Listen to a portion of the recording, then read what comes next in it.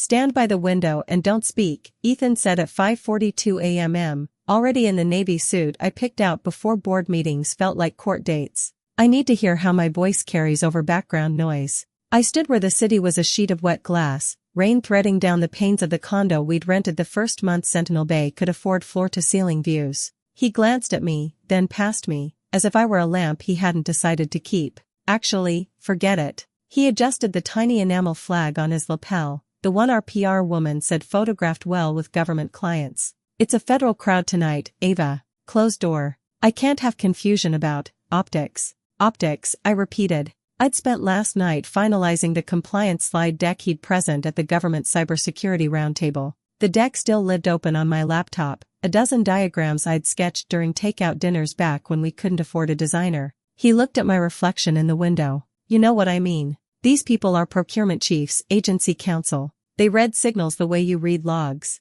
You're brilliant at systems, but you don't. Play the room. Play the room. The phrase clinked like a coin dropped on marble. 3 years ago, Ethan couldn't walk into a room without sweating through his shirt. I'd taught him to present. I'd written the first product brief for the anomaly engine we sold as Sentinel Sense when it was just me, him, and 3 monitors in our apartment living room. I'd cold emailed the credit union consortium that became our first enterprise client when marketing meant my Gmail and a spreadsheet. We used to laugh about how our office was our kitchen table, how we set up white boards against the fridge and coded between boils of pasta. Now he was enunciating federal crowd like an incantation and talking about optics like I was glare. I wrote half of what you're about to say, I told the window. He smoothed his tie, Hermes, a gift from his mother after our Series A closed. And I'll say it well, but this isn't a +1 event. It's classified adjacent. We need to look like we understand that world. Which world? The one where you pretend I'm not standing in the picture? He blinked once. Ava, don't be dramatic. This isn't personal. It's strategic framing. Strategic framing was how he described replacing co-founder with founding advisor under my photo on the website last month. He'd called it title hygiene. I'd called it a warning. By 8 a.m, he'd gone to the office to rehearse with legal. The condo exhaled the way rooms do after a fight, soft, guilty, quiet. I made coffee in the dented Chemex we'd kept through every upgrade. The kettle's whistle belonged to a life without executive coaches or lapel pins. A message popped up from Noor, our operations lead and my friend since undergrad. No greeting, just a screenshot of an internal memo. Sentinel Bay, Event Protocols, Federal Roundtable. Under a section labeled Risk Surface, a bullet point, non-cleared partner attendance, discouraged. Specific note, A. Davis presents optical risk re, familial background, recommend exclusion to reduce questions re-handling protocols. Familial background, optical risk. I grew up in a 2-bedroom over a bakery, not a foreign embassy.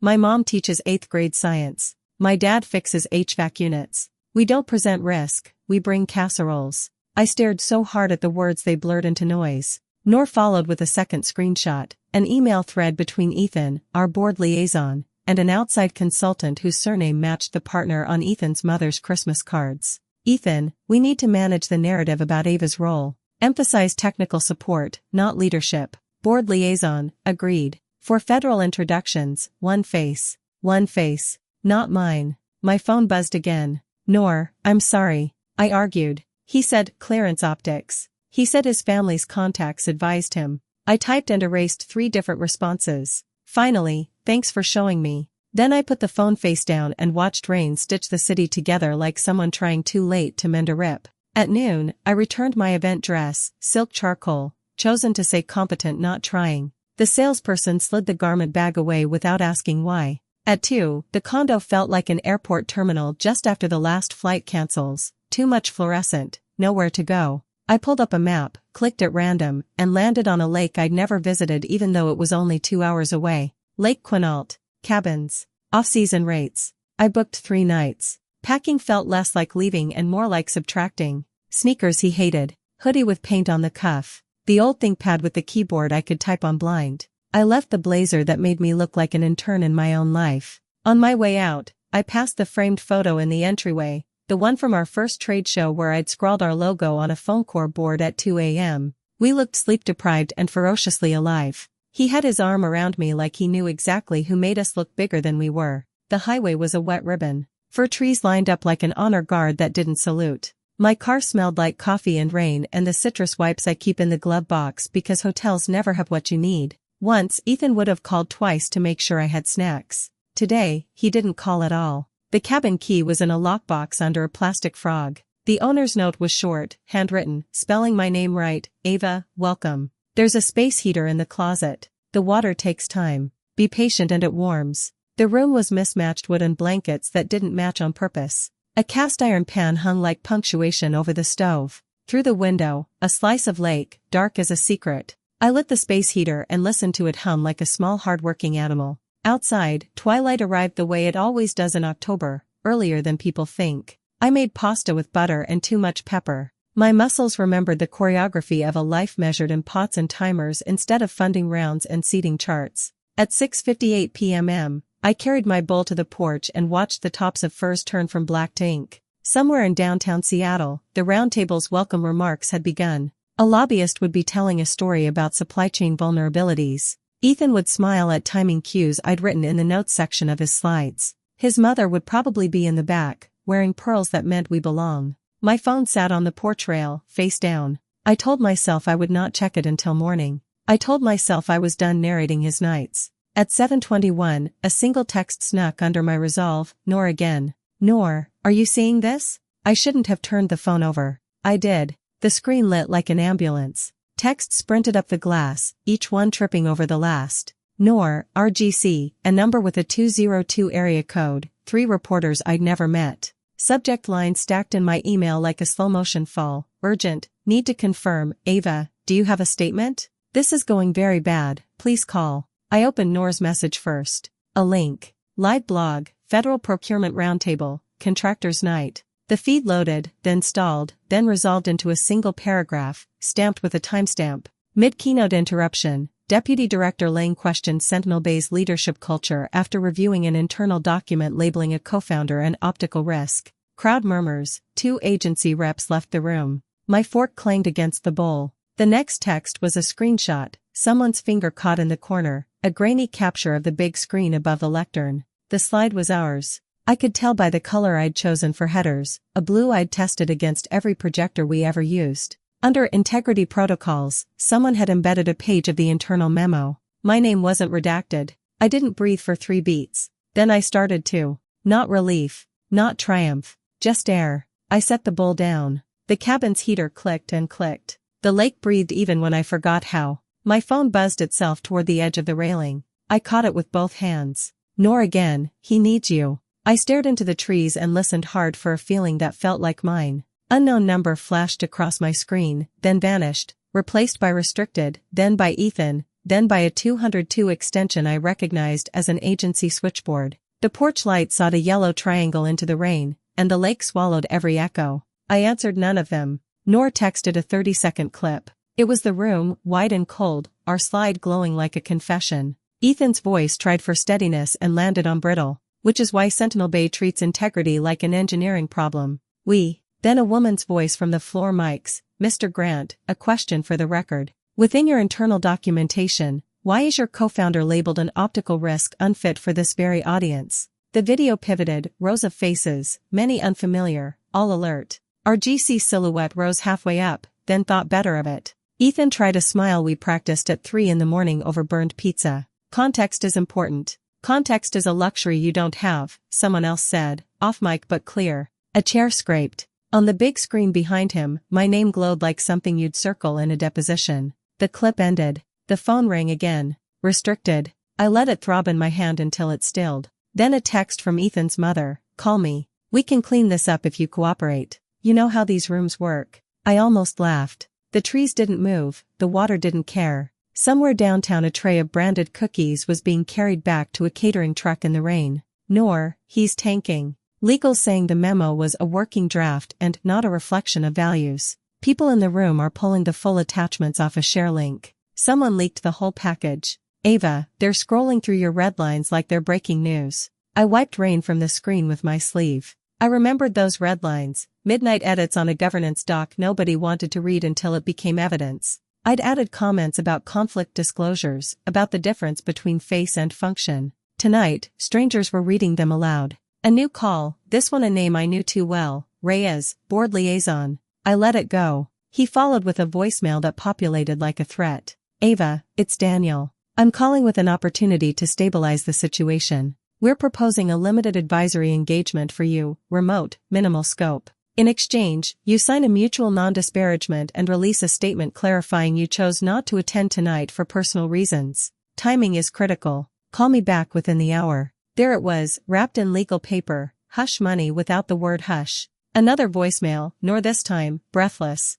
He's flailing. He said familial background into a microphone like he'd practiced it. Lang asked if familial meant blue collar. Ava, someone gasped. Like an actual gasp. PR is trying to get reporters into the lobby. Half the room is already gone. The cabin heater ticked. A drip from the porch roof found the exact rhythm of my pulse. When I remembered to breathe, the air tasted like wet cedar and old iron. My phone lit again, a reporter whose beat I respected. Short. Professional. I won't quote anything you say off the record. But you should know. The agency comms director just told us they're reviewing Sentinel Bay's vendor status. Do you want to add context? Context. I put the phone down, face up this time, like you'd put down a mirror you weren't afraid to look into anymore. A text appeared without vibration. Unknown, 202 Ms. Davis, Deputy Director Lang's office. We'll be issuing a statement tonight. We would prefer it not contradict yours. If you intend to speak, please notify us. I stared at the lake until it became less a shape and more a sound.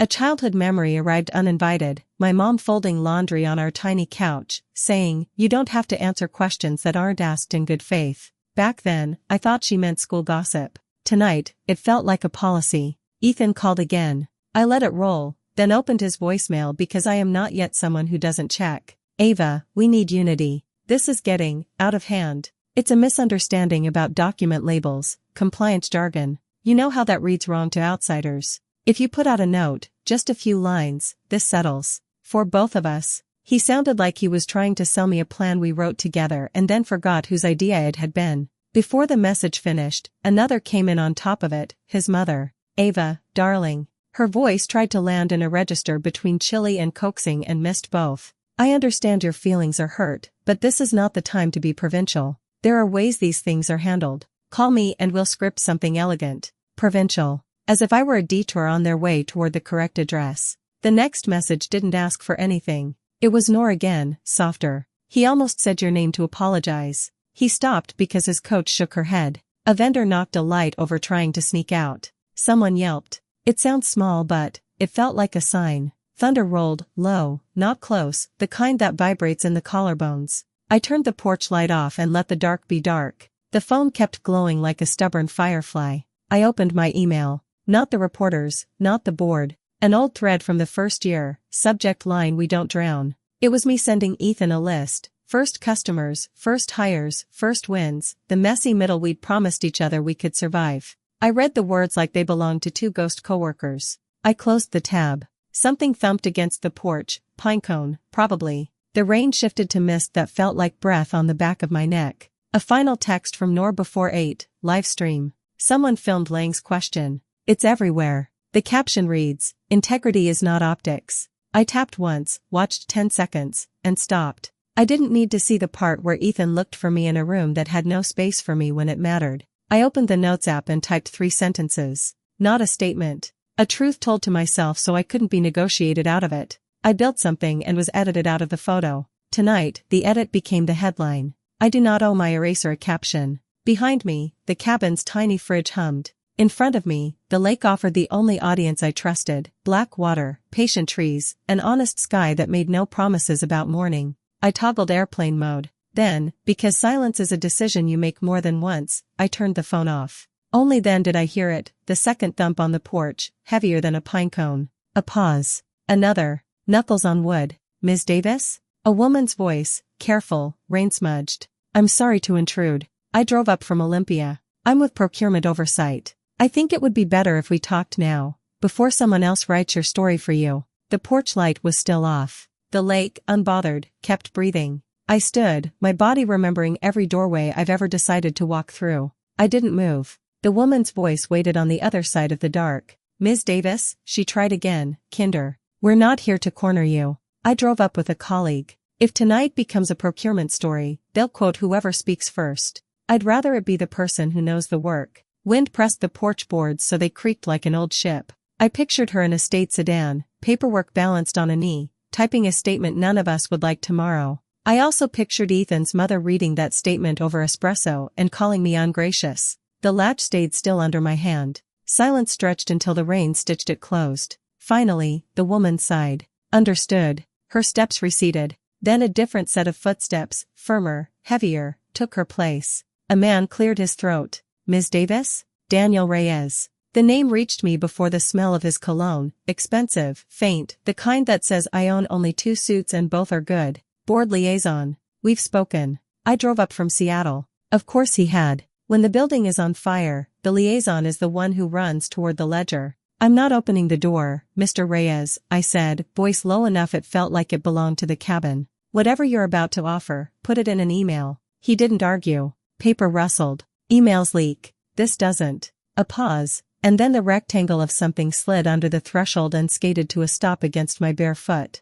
My card. There's a number on the back that doesn't belong to the firm. I looked down. The business card was matte, heavy, teeth of the decal catching on the floorboards. His name sat in small black type, unimpressed with itself. A line of ink, handwritten, cut across the back, 10:30, Dock Cafe, Quinault. Off record. Bring nothing. He stayed on the other side of the door. Rain pattered in the gutter like applause for a play I hadn't agreed to watch. Procurement Oversight is issuing a hold on Sentinel Bay's vendor status tonight, he said, voice softer now, meant for me and the wood grain. It'll read temporary. It won't be. Unless the board shows evidence that leadership culture isn't what it looks like. They will ask you to be that evidence. They already asked, I said. Not like this. He hesitated. Ava, first name, breaking glass with bare hands. They're drafting Ethan's resignation. If you want him gone for the right reasons, not optics, actual governance, show up at 10:30. Tell me what happened before optical risk got written down as if it were math.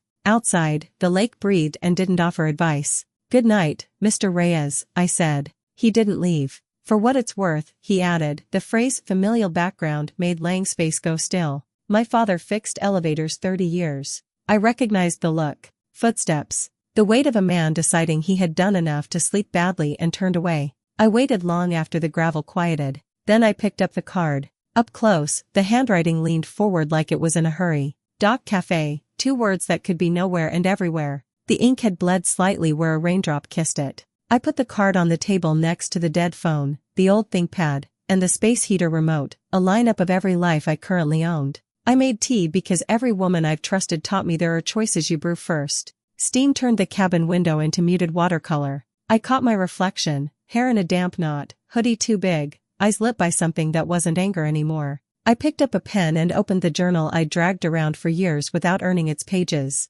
What do they want? I wrote. Then, what do I want? Answers arrived out of order. They wanted a clean corridor back to funding. They wanted my silence to be shaped into cooperation, my absence reframed as mutual. They wanted the credibility I carry without admitting how they emptied my title case by case. What I wanted was smaller, truer, not to be useful to people who forgot my hands built the thing. To speak once, if I spoke at all, and have the truth land so precisely it didn't need volume. To move forward without dragging the rubble behind me like proof. The cabin ticked. The heater breathed. I added a third line, if I go, it's because the story belongs to the work, not the people who dressed it. At 9:58, the rain held its breath. The phone, still off, was the quietest object I'd ever owned. I touched the card again, gauging its weight like it could tip a scale. A car door thudded outside. Instinct sent me to the light switch, curiosity kept me from flipping it. A second vehicle. Voices low. The woman from Procurement Oversight again, I guessed, conferring with Reyes in the wash of headlights and wet.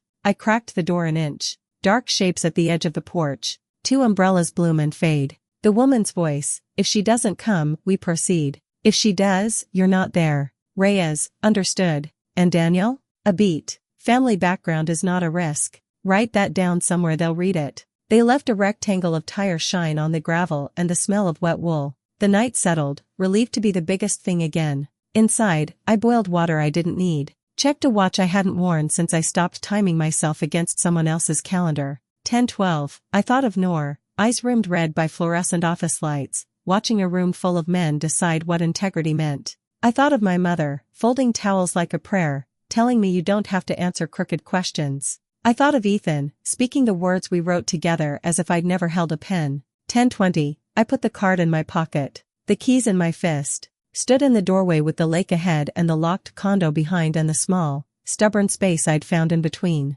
I turned off the porch light and stepped into rain that felt like permission. The dock cafe sat on a warped pier that asked you to trust would longer than you should. Inside, a waitress wiped a counter that could remember better nights. A bell rang somewhere in the back like memory. Reyes wasn't there. Of course he wasn't, the woman had told him not to be. Instead, a laminated menu leaned against the salt shaker. Under it, another business card, same stock, same restrained font. On the back, thank you for not letting them write your part for you. Beside the card, a plain manila envelope, hand-addressed. No logo. A single paperclip holding it shut like an apology. I slid into the booth, the vinyl sighing under my weight the way the cabin had earlier when I'd sat down to choose. Inside the envelope, not an NDA. Photocopies, early financials, hiring docs with both our signatures, the first trade show badge with co-founder printed crooked because the printer jammed, and a one-page draft, proposed board resolution, leadership transition, interim measures, acknowledgement of founding contributions. A yellow sticky on top in blocky handwriting, your call. If you want nothing from this, say nothing. If you want the company to learn the right lesson, meet oversight tomorrow at 9. Alone. The waitress set down water without asking. Kitchen's closed, she said, then softened at my face. But I can do pie. I'll take the pie, I said, surprising both of us. As she walked away, the bell rang again, and the lake lifted its shoulders against the wind. I looked at Reyes's card, at the envelope, at the door I hadn't opened and the one I'd just walked through. Tomorrow at 9 is not a promise, I wrote on the sticky, just a possibility. Then I tucked the card into my wallet like a seed and watched rain stitch the pier back together, one thread at a time. I didn't show at 9. At 8:47 a.m. I was standing under a scoreboard that still read Home 00, Visitors 00 while a folding table shook beneath a dozen laptops and a box of tangled power strips. Roosevelt High's gym smelled like floor polish and old sweat, and it was louder than the dock cafe's bell had been at midnight, kids hustling to set up extension cords, a custodian rolling out fans, someone unsuccessfully wrestling a projector to life. The banner on the wall said City Tech Day in block letters a PTA mom had painted. This was not procurement oversight. It was a mismatched emergency. Nora's text had arrived at dawn. Can you get to Roosevelt by 9? City clinics are down. Not officially. The volunteer net is spinning up. I know it's not your circus. But they need hands that know what a log means. Clinics, not agencies. Patients, not contracts. A different stage. I'd driven across town with the dock cafe card still in my wallet like a coin I hadn't decided to spend. The gym had been turned into a field hospital for computers, extension cords coiling like 4 lines, cardboard signs labeling intake, imaging, triage. It would have been funny if it wasn't so on the nose. A woman in a UW hoodie with hair escaping a pencil waved me over. You Ava? Nor said you might show. I'm Ava. Monica, she said. I run the city's volunteer cert tech team. I also teach algebra when the world isn't on fire. Today it's singed. She pointed with her pencil. 2 community clinics. Same ransomware note. Old EHR on one, patched but not rebooted server on the other. Both on copper like it's 2006. We're building a clean lane to get vitals and meds history up by noon. Legally. Which is harder than technically. A kid in a Seahawks beanie jogged past with a box of Ethernet cables. Mon, do we quarantine the dental suite or try to salvage? Quarantine, she said, then lowered her voice to me. You good to sit at TR? She squinted at the cardboard. Triage and design a play everyone can follow? A play, not a hero story. I nodded. We commandeered the scorer's table. I pulled my old ThinkPad from my bag like a violin from its case, and the keyboard's click settled my ribs. Monica brought me a dry erase marker and a bottle of water with the cap already off, which is how you know someone has led chaos before. We started simple because simple is how you survive first. Whiteboard. 1. Isolate. 2. Inventory. 3. Identify known good. 4. Build clean lane with paper to digital bridge. 5. Communicate. Nora arrived 10 minutes later, hair unwashed, loyalty visible. She slid into the seat beside me without asking where else I might have been. I walked out, she said, meaning Sentinel Bay. Brought my brain with me. She cracked her knuckles and began drafting a consent script for patients at the clinics. Plain language, informed, no surprises. Under the bleachers, a row of teenagers in oversized hoodies and earnest faces set up a contact center. battered donated phones, a Google form, a whiteboard with MED refill requests written neat enough it had to be an AP student. Across from them, an older man with a tool belt and calloused hands built a network rack out of milk crates and zip ties. He caught my eye and shrugged. I used to wire elevators, he said. Same idea, different gravity. I wanted to text Daniel Reyes, tell Lang that line. Instead, I opened a new note and wrote plumbing polish, then taped it to the whiteboard where everyone could see it. A kid read it aloud, smiled, and repeated it to a friend like a chant. By 10:20, we had a plan you could hand to a nurse with 30 seconds of patience. I drew a fat arrow from paper IN to clean out. I wrote do not pay in letters big enough to see from the far free throw line. Then I added 2 lines in tiny print because details save lives. Call insurers to pre-authorize temp scripts. Assign 1 human to 1 phone. Record who you spoke to and when. Monica tapped my marker with her pencil. Can you lead the 10:30 brief? Me? You speak in verbs, she said. That's what adults hear when they're scared. We gathered the room. Teenagers, retirees, a paramedic on break, a city lawyer in a thrifted blazer, a woman from a shelter whose badge said Lupita and whose eyes said I've moved mountains for less notice. I lifted the whiteboard. Here's the lane, I said. No heroes. We isolate the clinics and build a parallel path for what can't wait, med lists, allergies, appointments. We don't touch encrypted boxes.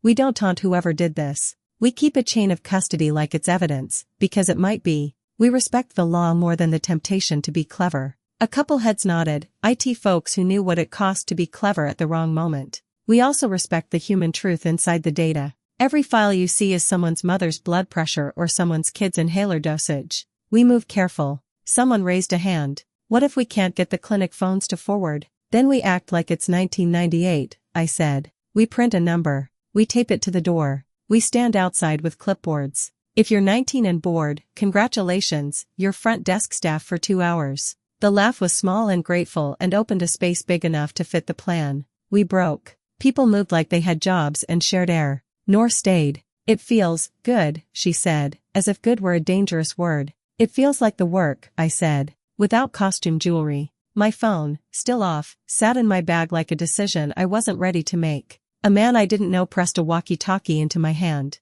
Channel 2 is clinics. Channel 3 is pharmacy partners. Channel 4 is, morale. He grinned. A kid started it. They're playing music when it gets too quiet. On Channel 2, a nurse's voice shook. We have a patient who can't remember her meds. She says, the little blue ones. On Channel 3, a pharmacist answered like a lighthouse. Describe the bottle. We'll triangulate by shape and manufacturer stamp. On Channel 4, a teenager whispered, okay, but low volume, and you could barely hear Al Green under the gym's hum, just enough for somebody to breathe easier. At 11, Monica did a lap and came back with a smirk. Procurement oversight is at the clinics now, she reported. Someone tipped them that the city was going rogue. They saw teenagers with clipboards and almost fainted. Then they saw your lane. They're taking notes. I pictured the woman from last night, the careful voice in the rain, watching this gym turn into a map anyone could follow. Maybe she'd write family background is not a risk at the top of her memo and underline it twice.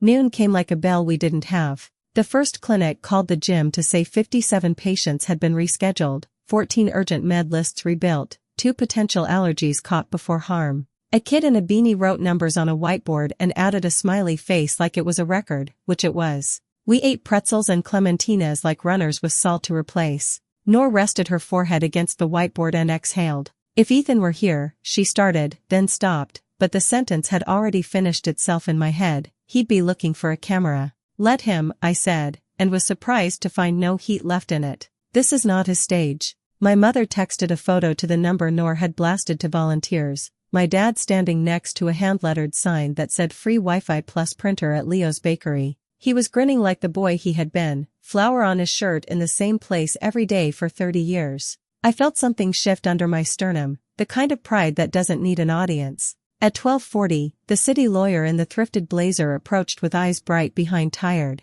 The clinics will be okay, she said. The mayor's office wants to tweet a thank you. They asked for a quote. From the lead. She made air quotes, apologetic. I looked around. At Monica's pencil stuck in her bun. At the teenagers explaining two-factor auth to grandparents. At the man-built rack that held steady. Tell them to quote the room, I said. And then say we didn't pay. The lawyer grinned. That I can do. A Coast Guard horn bellowed somewhere from the lake outside the gym, a sound too big for our small victory and exactly right for the day. At 1:03, I powered on my phone. The screen bloomed into missed calls, but fewer than last night. One from Daniel Reyes, timestamped 9:32 a.m. No voicemail. One text from an unknown 202, we saw what you did at Roosevelt. If you want our statement to reflect it, send 3 lines. No more. I typed, community competence is security. We built a clean lane and didn't pay. Plumbing beats polish. I hit send, then slipped the phone back into my bag like a tool, not a leash.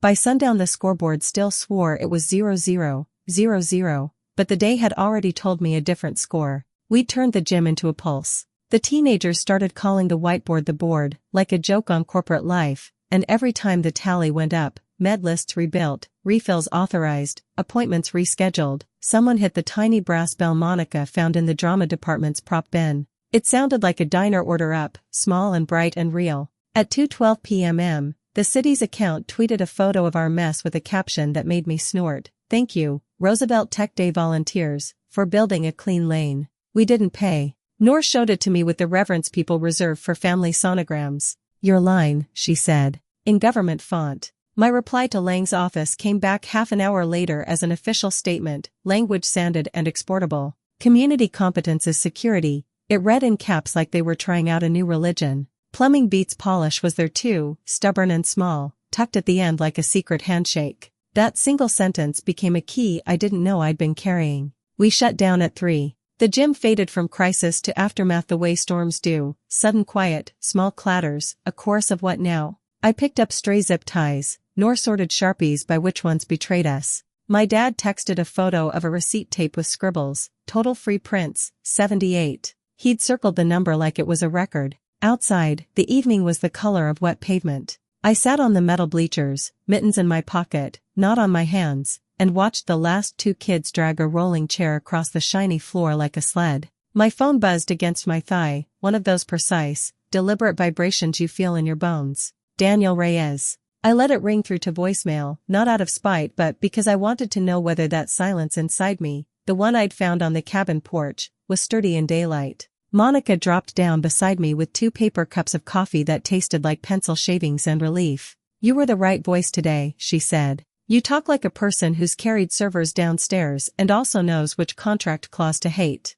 Both true, I said, and for once it didn't sound like a resume. I run a little Saturday program, she went on, staring at the empty court. Kids and adults, all shapes, we teach the unsexy stuff. Password managers, backups, how to explain risk without humiliating your uncle. You'll hate the name. I didn't pick it. I smiled despite myself. Hit me. Patch Club, she admitted, grinning. We meet in the cafeteria and eat muffins that probably violate 3 policies. Come teach next week? Tell a room full of regular people that security isn't a personality. Yes, I said without checking a calendar I didn't want any more. The gym door side open. The procurement oversight woman from the porch walked in without the umbrella or the careful voice. She had rain hair and a folder held to her chest like a shield she'd stopped believing in. She spotted me and didn't pretend not to. I'm off the clock, she said, almost shy. But I wanted to apologize for last night. We try to catch rotten contracts. Sometimes we forget the people who fix pipes.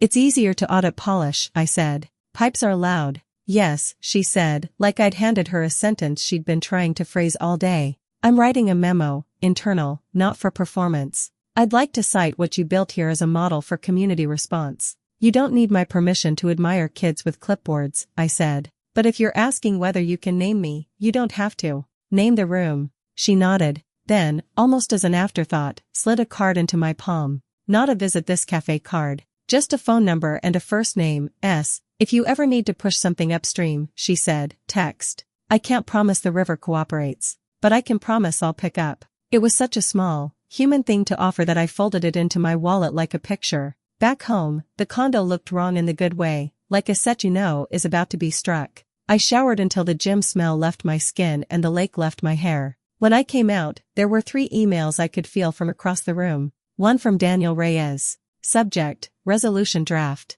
The body was professional and uncharacteristically spare. Ava, attaching revised language. Interim leadership plan. Board acknowledgement of founding contributions. Proposed advisory role for you, optional. If you decline, acknowledgement stands. We proceed without your signature. Also, Lang's office called. They've lifted the full hold, moved to review. Your 3 lines helped. I opened the attachment and felt my throat do that stupid tight thing. The line I'd spent a year clawing toward, co-founder, sat there in 12-point font again like it had never left. I stared until black on white blurred to gray. Then I closed the file. The second email was from a name I didn't recognize. Subject: Community Response Fund, Small Grants. The note inside was straight from the world I had just met. We saw Roosevelt. If you want to pilot patch days at other schools, we can cover room rentals, snacks, and a small stipend for instructors. No strings. We like pipes. I laughed, alone in a too-tall kitchen. The third was from my mother. Proud of you.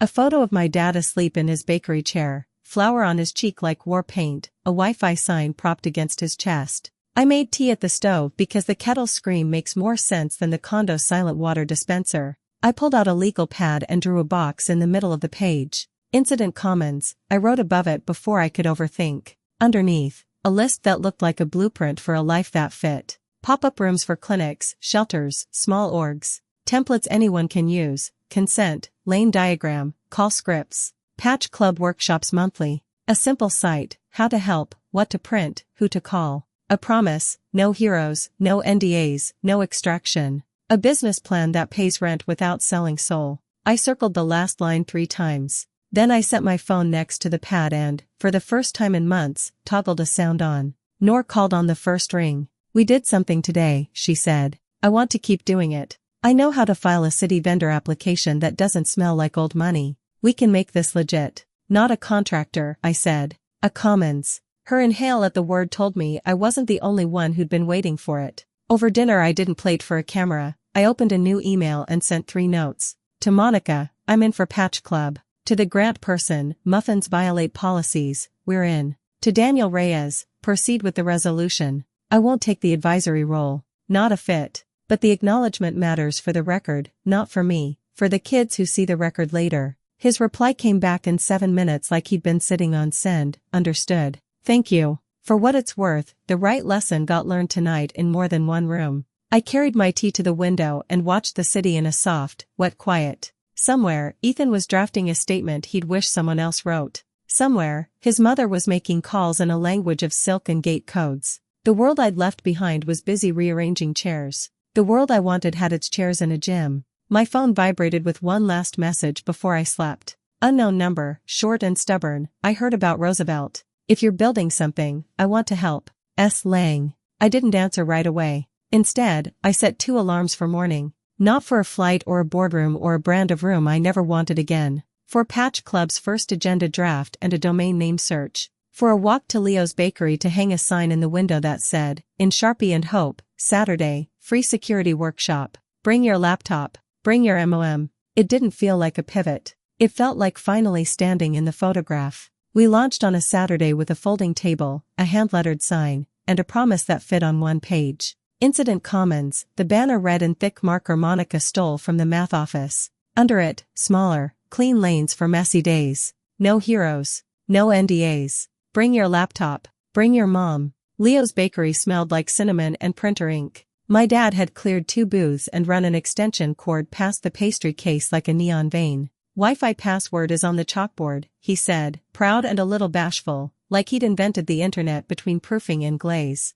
My mom taped our consent templates to the wall with blue painter's tape so they'd come off clean. People read what's at eye level, she said, like she was decorating a science fair board. By 9, the room was noise. The PDA showed up with urns of coffee that could strip paint. 2 librarians arrived carrying a milk crate of power strips and the steady competence of people who've explained the same thing to 6 kinds of person without sighing. Nor manned the front desk, which was actually the counter where we usually picked out eclairs. Instead of cake names, the glass held labels like backup checks and password managers and how to talk to your uncle about 2FA without a fight. We'd posted the agenda online, plain page, no logo, bullet points big enough to read on a phone. Session 1, build your Go binder, paper plus digital. Session 2, practice the call, insurers, clinics, pharmacies. Session 3, the patch hour, we hit update, we don't wait. We'll add an optional session 4 if we have time, Nor had written with a conspirator's grin.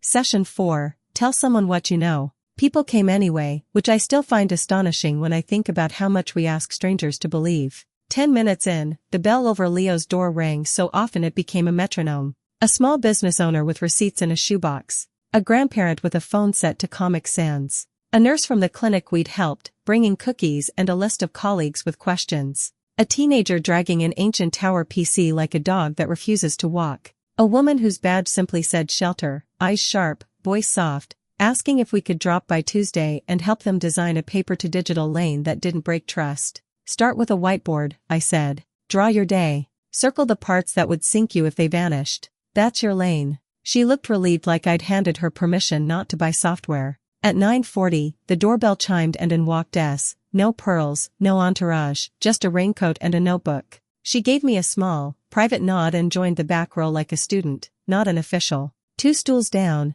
Daniel Reyes took off his jacket and lined up pens on the counter as if preparing for depositions, then laughed at himself and messed them deliberately out of order. He didn't introduce himself. He bought a box of croissants and passed them out like a civilian. Monica kicked us off. We are not here to make you feel stupid, she said, pencil stuck in her bun like a flag. We are here to make your next bad day less bad. We'll talk plain. We'll take breaks. We'll answer the same question twice and not get salty. Deal? A murmur, a few nervous laughs, the warm animal sound a room makes when it trusts you a little. Session 1 started with a shoebox and ended with dignity. We filled literal binders with printouts, med lists, contact sheets, a 1-page if I'm not here letter that made 3 people cry and 2 hug in the corner by the napkins. We also built digital twins on USB sticks my dad had bought in bulk from a wholesaler, each labeled in block letters with a piece of tape. This one goes where the flashlight lives, I said, and a teenager whispered, that's brilliant, like I'd invented pockets.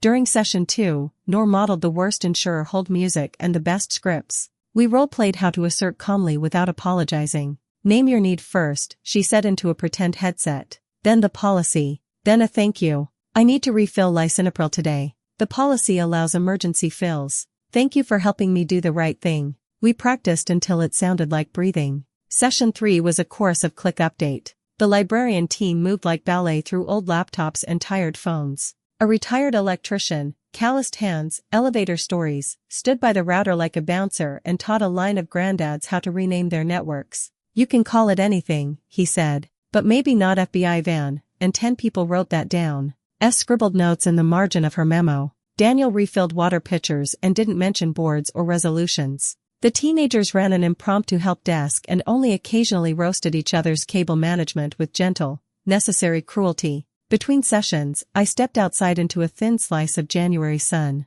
The sidewalk smelled like rain and coffee and the warm halo of my childhood. Across the street, the barbershop had opened early. A dad and son in matching capes read the same sports page upside down to each other. The city felt small in the good way, the way that lets a thing start. A woman in a red coat hovered at the edge of the bakery window, peering in, then retreating, then peering again. I went to the door. You can come in, I said. You don't have to buy anything. She clutched her phone like it owed her money. I'm not good at this, she said. My husband did it all and she stopped. I just need to know my photos won't disappear. Let's print the 3 that would break your heart to lose, I said. Then we'll back up the rest. You'll leave with 2 copies and a playlist for your nephew to follow. She nodded, eyes glassy with relief that had very little to do with tech. We sat at a booth and did exactly that, and when the printer spit out her daughter's graduation photo, she laughed from someplace deep. I can hold it, she said, astonished. I thought about all the times I'd held something invisible for a man who wanted credit and felt, with a clear click, the shape of a different life locking into place.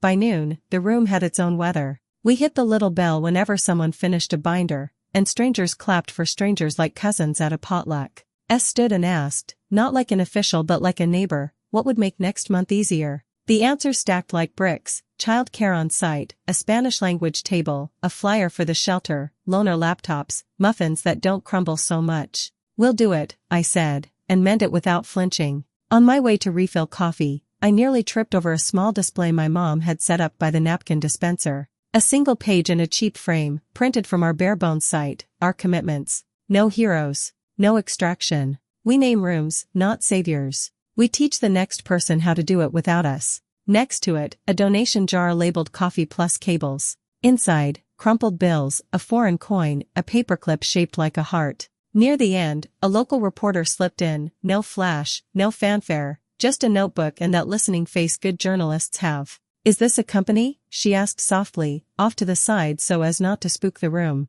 "A nonprofit? A movement?" "It's a commons," I said, which is a fancy way of saying it belongs to the people who use it. She wrote that down. "And you?" "I'm the person who put the first table out," I said, surprised at how right that felt. The bell over the door chimed one last time. A woman in scrubs held it open with a hip, balancing a tray of empanadas. "From my aunt," she announced. "She says security people never eat." The room cheered. Nor grinned at me over a stack of patch notes. Monica's pencil fell out of her hair and she didn't notice. In the corner, Daniel finally caught my eye and lifted 2 fingers in a small peace sign. Not a truce, something better.